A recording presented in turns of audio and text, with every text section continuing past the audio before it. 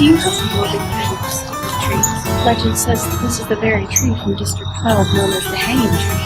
That's not the point of this video. Would you guys believe me if I said this was the third time I tried filming this intro?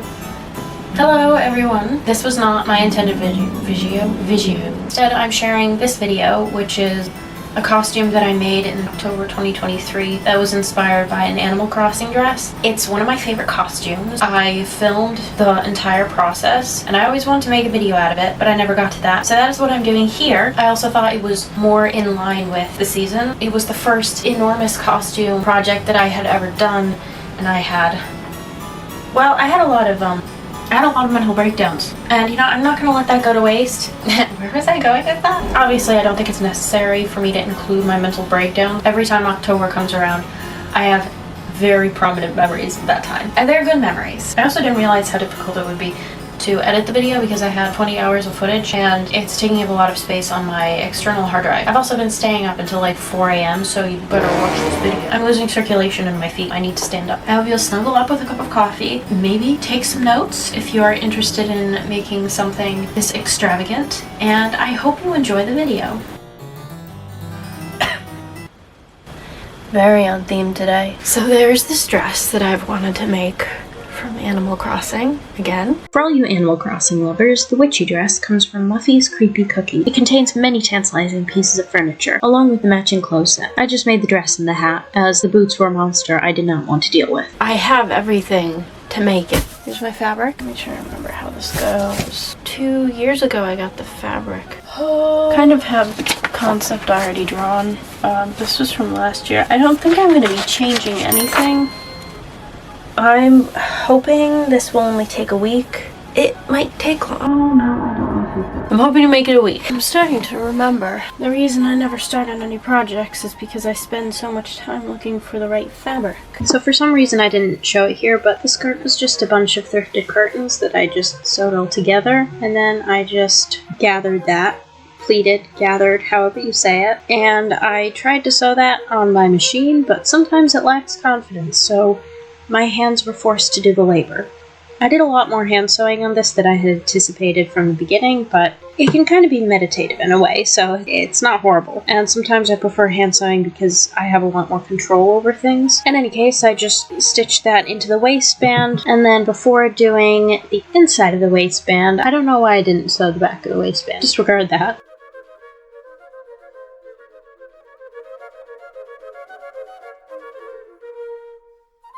Oh, and this is Margaret. You'll be seeing a lot of her. Next, onto the overskirt, which was another thrifted curtain. Thankfully, this one was very large, so there was plenty of it to fit over the first layer. I just sort of did a running stitch at the top. It did prove to be trickier because the fabric was so slippery. I thought it best to directly attach that onto the waistband and then add the tulle over that so that there would be no chance of it slipping around. I did have to finagle quite a bit with it.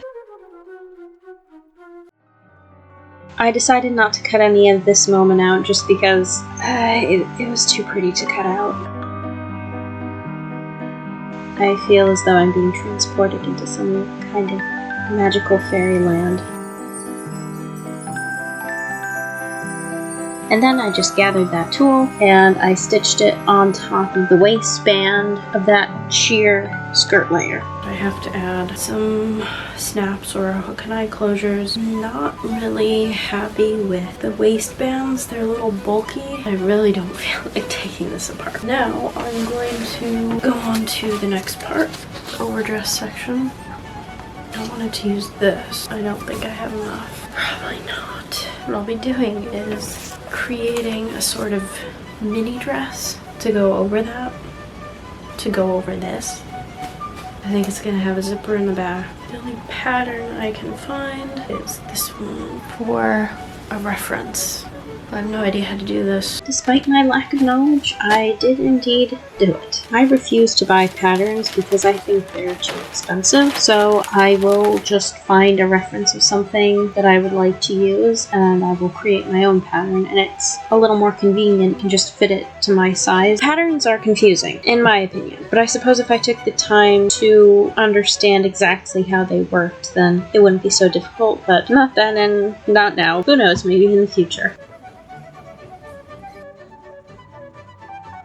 On a slight hold. I can't continue with the skirt portion because I have to get a ballpoint needle first. So instead I'm going to start on the top.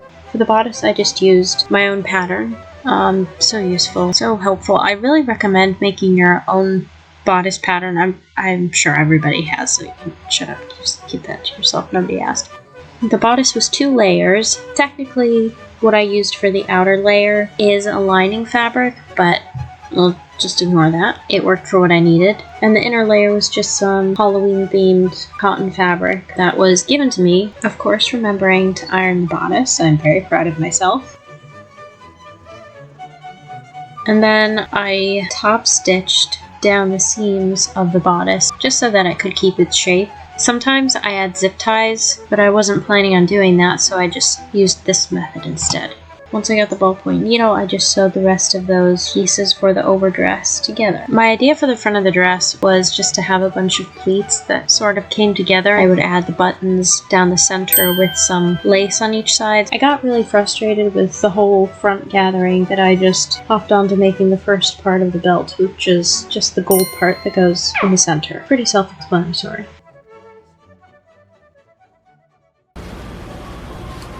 I don't know what I'd do without coffee in the morning. I'd planned to have this done on Saturday at the latest.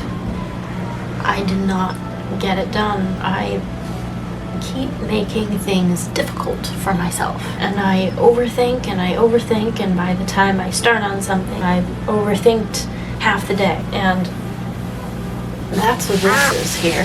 I don't know what is going on here. I'm not gonna get stressed about this. I'm just gonna continue on. This is so confusing. This is how I ensure that things are symmetrical, because I hate using tape measures so much. This was my second attempt at trying to pleat and gather the front, and after a while it turned out pretty good. And because the lace was white and I wanted it purple, I just used a copic marker. You probably recognize this fabric. Infamous fabric that I didn't have enough of. I used it for the cuffs of the sleeve, the sort of mock neck edge, and the edge to the top of the bodice. I do this several times throughout the video, and it's just basically all the same method. I also used a lot of hot glue for this. This dark purple fabric in particular was very difficult to put a needle through. I remember when I was making this, I felt extremely guilty for how much I had to use. You know, you gotta do what you gotta do. I really don't think I would have been able to finish it without it. I did as much hand sewing and machine sewing that I could.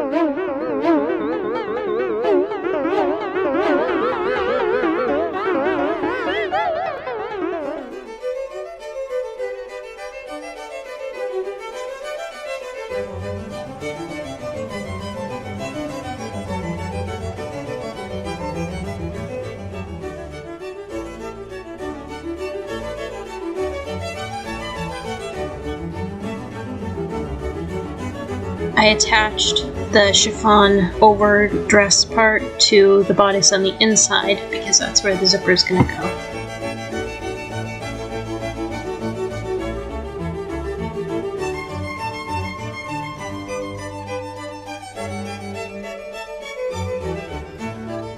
So I just finished attaching this. It's a little messy, but I have only myself to please in this. So frankly, I don't care. This is just one of those projects that I am overthinking and I just want it to be done.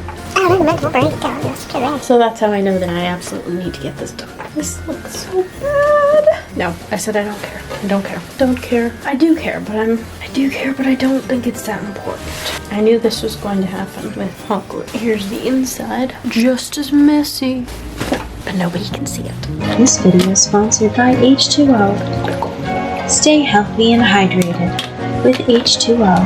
H2O. This was my first attempt at making the top part of the bodice, and I ended up scrapping it. So it turns out that I don't have enough of this fabric to make the sleeves, so I'm going to be using this one. Pretty similar, it's not exact. So I used my sweatshirt for the sleeve pattern. I made sure it was wide so that I could gather it at the bottom, so it's sort of like a peasant sleeve. And then I just sewed those down either side. Then I gathered and pinned the shoulders and attached that to the armholes of the bodice. Let's call it the crop shirt, that's easier. Oh, and this is when I decided to scrap the first try and go on to making the second. And I cut an opening for the back where the zipper would go. And I'm out of frame here.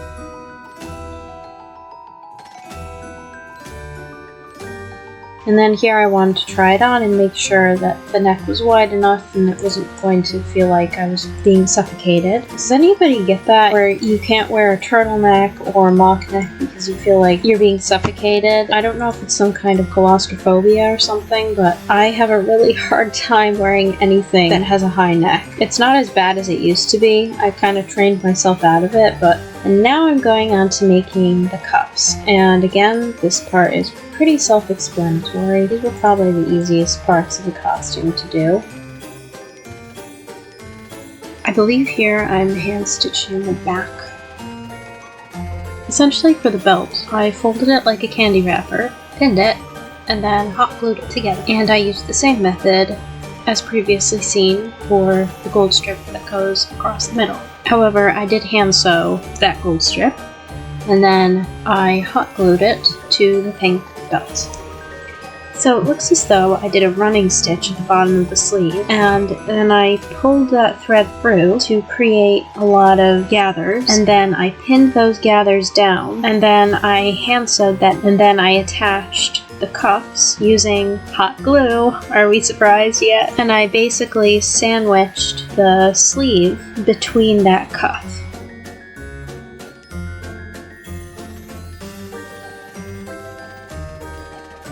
I don't know, I feel like this clashes. It will come together. I'm going to do the neck piece and then figure out where the zipper is going to go. This is why I hate hot glue guns. Margaret, you're looking very distinguished. Woke up with a headache this morning. Coffee can't fix. Hey, are you talking to me? Or yourself? Myself. Oh, apparently I'm talking to myself. I am talking to myself. I'm insane, okay? Insane. Here I'm putting little darts around the neck opening so that I can do a rolled hem, and then I will pin that and then make the neck piece.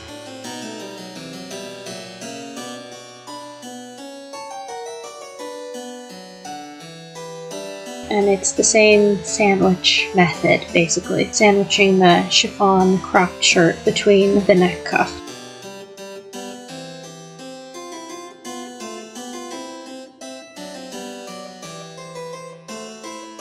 Also, I do a lot of outfit repeating, and I don't care.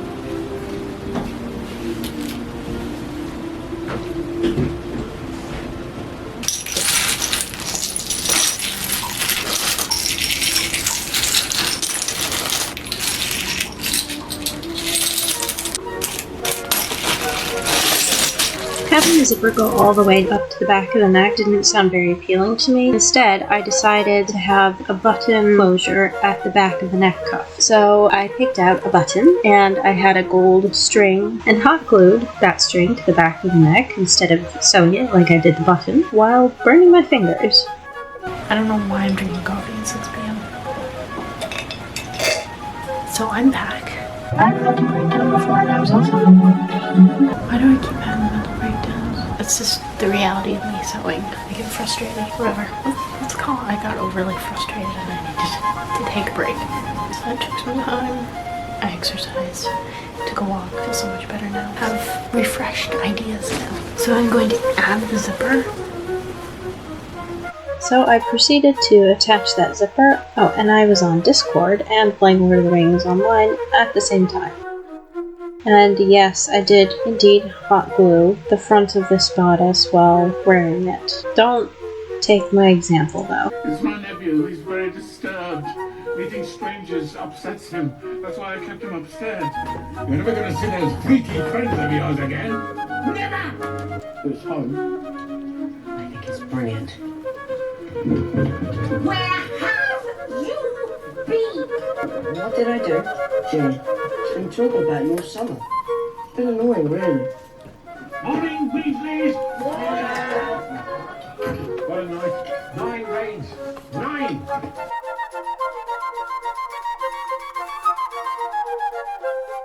I'm a little stumped. I don't know if I like this color. I don't know if I like that one better. It's a little too dark. I'm gonna go ahead with the cloak.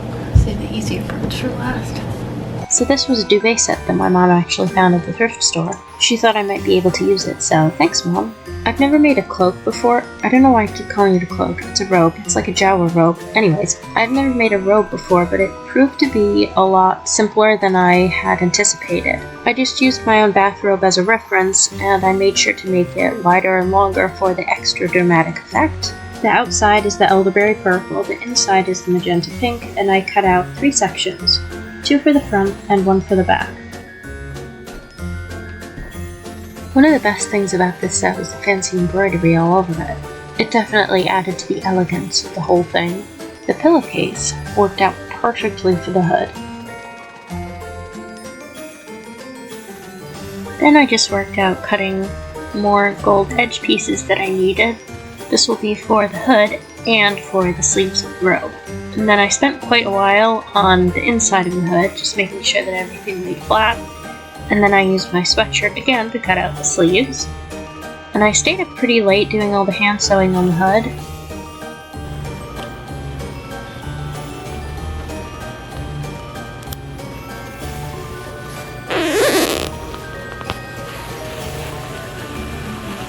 My circadian rhythm is pretty much gone altogether, but I think that goes for a lot of us nowadays.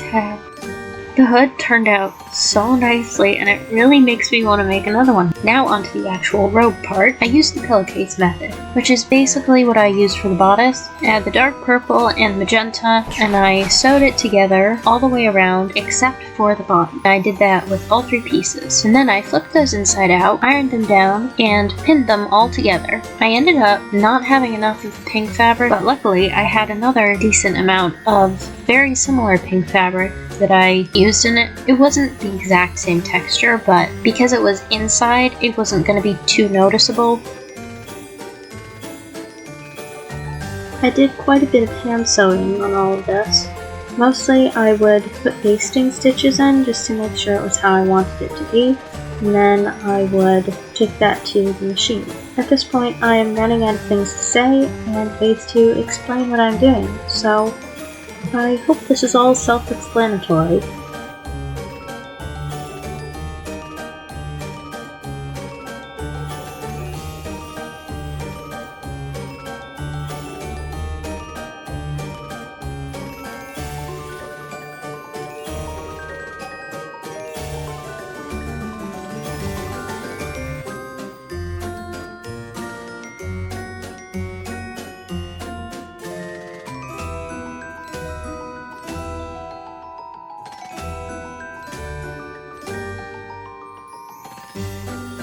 Something I do quite a bit is I will save every scrap of fabric that is usable. I will even go garbage diving if I find some pieces in there that maybe my mom threw away, because I always find a use for it. No, I don't take things out of the garbage and immediately use them. Obviously I'm going to wash it first.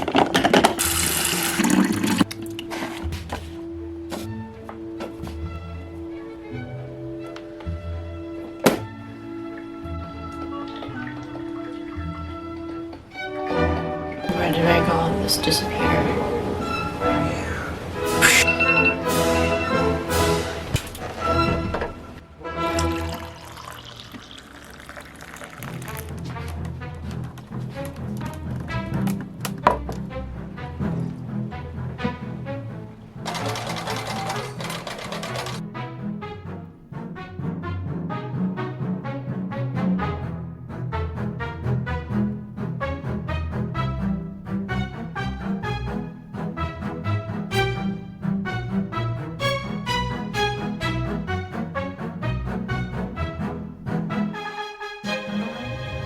My sister very graciously wore the robe so that I could work on some hand sewing while we watched a movie.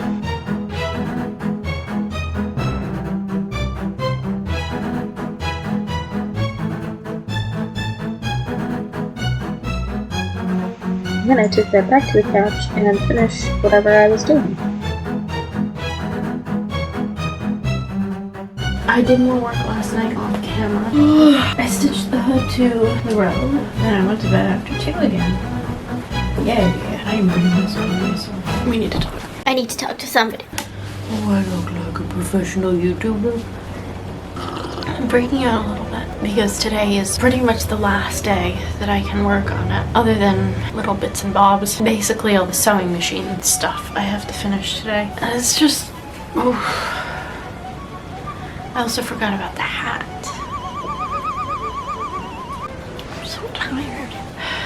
No. So let's see what we have to finish. Rough drawn out sketch.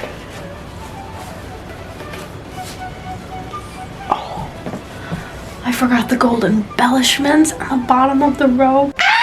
You know, in my head I was thinking, it's so easy to just like give up and just stop doing it. But why would I do that? I've had this waiting to be finished for like 2 years. I had 2 outfits planned for this month. I just did not realize the amount of work that was required to go into this. There I go again, sabotaging my own plans by not having clearly thought out what I'm doing. I don't like the idea of using these as the belt fasteners, because I think they're unique and cool. Can you even see it? These. What are they called? Grommets? No. Oh my gosh. They're not grommets, you idiot. Frogs? Is it a frog? It's a loophole. Yeah. Never mind. I'm not gonna Google that. I'm distracting myself.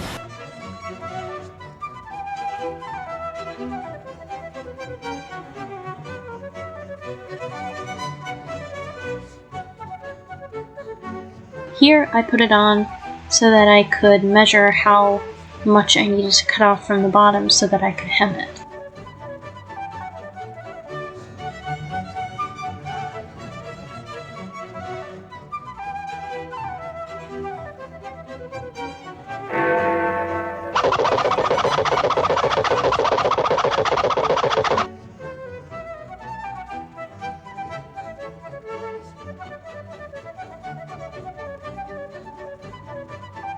And then I just put pins in place for where I wanted the belt loops to go.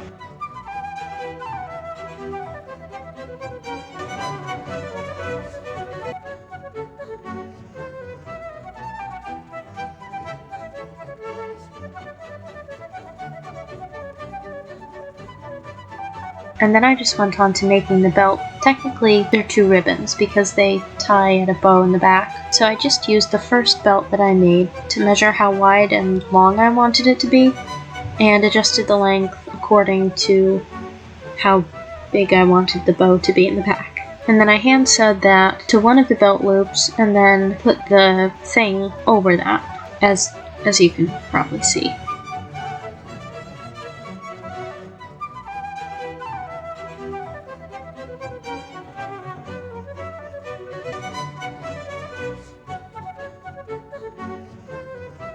Legend says that these pins have never been removed, and that would be true.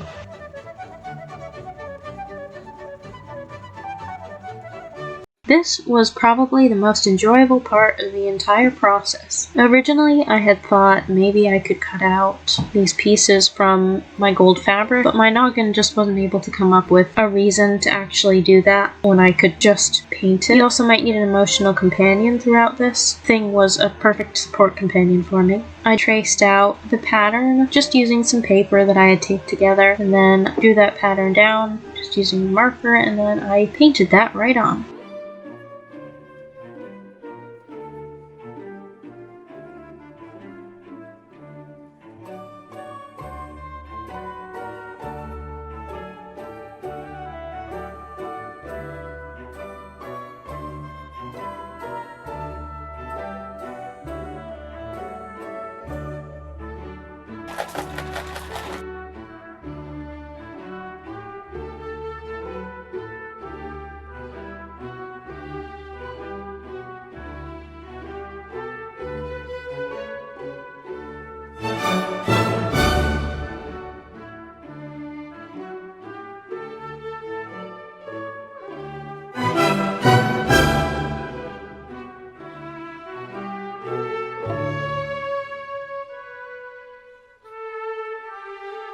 For the little gems that dangled from the belt, I used a random necklace that I found. I clipped those off, and I used Copic marker once again to color some of them purple.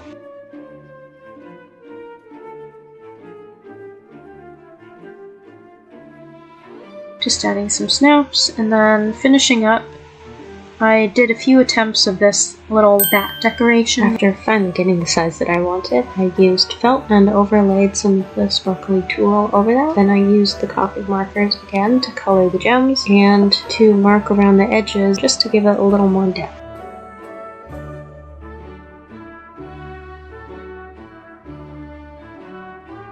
And then finally, we're onto the hat. So I watched one YouTube video on how to make a wizard hat, so I will probably link that below because I don't think this is going to make much sense. But I tried one method, and then I ended up scrapping that because it was not what I needed. So the reason I'm leaving this in is because I wanted to demonstrate how not to do it for this one and what. You know, this might work for a different outfit, but it didn't work for what I wanted in particular. And also, not everything is gonna work out perfectly. Sometimes it takes a lot of tries to get it the way that you want. You probably know this already, but I just wanted to keep it real.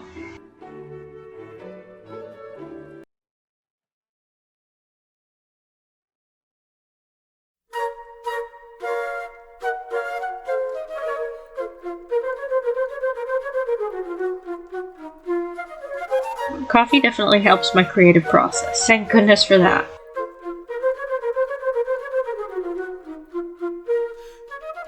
I don't exactly know what I'm doing here, but I'm gonna try and explain it as best as I possibly can. I took apart the felt foam packing, ironed and cut out my pieces of fabric, laid that felt piece down for a size reference, and attempted to measure my head. I don't know why I was doing that if the hole was already perfect.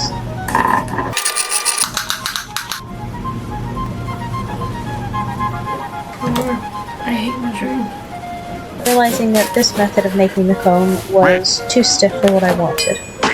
Bear with me, I'm gonna call this the donut visor. As you can see, I had 3 layers, and I cut out a new piece of felt to go in between. And then I took that to the machine, and I sewed all around that, leaving a little hole so that I could flip it inside out.